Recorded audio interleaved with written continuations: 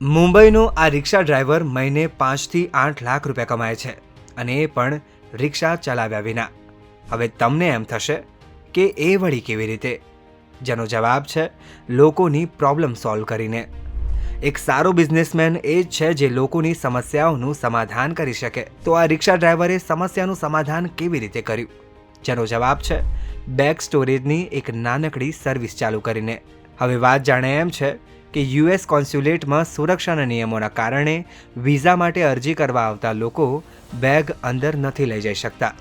આ સિવાય નજીકમાં કોઈ લોકરની સુવિધા પણ નથી. બસ રિક્ષા ચાલકે આ તક પારખીને ઝડપી લીધી અને તેને લાખોની કમાણીમાં ફેરવી નાખી. આ રિક્ષા ચાલક યુએસ કોન્સ્યુલેટની બહાર એક બેગ રાખવા 1000 રૂપિયા ચાર્જ કરે છે અને દરરોજ 20 થી 30 ગ્રાહકોને સેવા આપે છે. આ રીતે તે દરરોજ 20,000 થી 30,000 તો મહિને 5 થી 8 લાખ રૂપિયા કમાય છે, જે કોઈ કોર્પોરેટ પ્રોફેશનલના ઊંચા પગાર જેટલા છે. હવે રિક્ષામાં બધી બેગ રાખવી શક્ય નથી, તેથી રિક્ષા ડ્રાઈવર પોલીસ અધિકારી સાથે મળીને કામ કરે છે. પોલીસની મદદથી બેગ નજીકના સુરક્ષિત લોકરમાં રાખે છે, જેનાથી આ સર્વિસ કાયદેસરની અને વિશ્વસનીય બની રહે છે.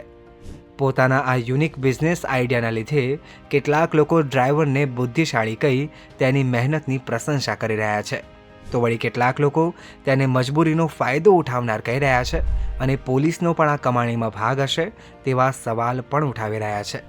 બાકી બિઝનેસની દ્રષ્ટિએ જોઈએ તો આ ડ્રાઈવરની કહાની આપણને શીખવે છે કે એક નાનકડી તક પણ કેટલું મોટું પરિણામ આપી શકે.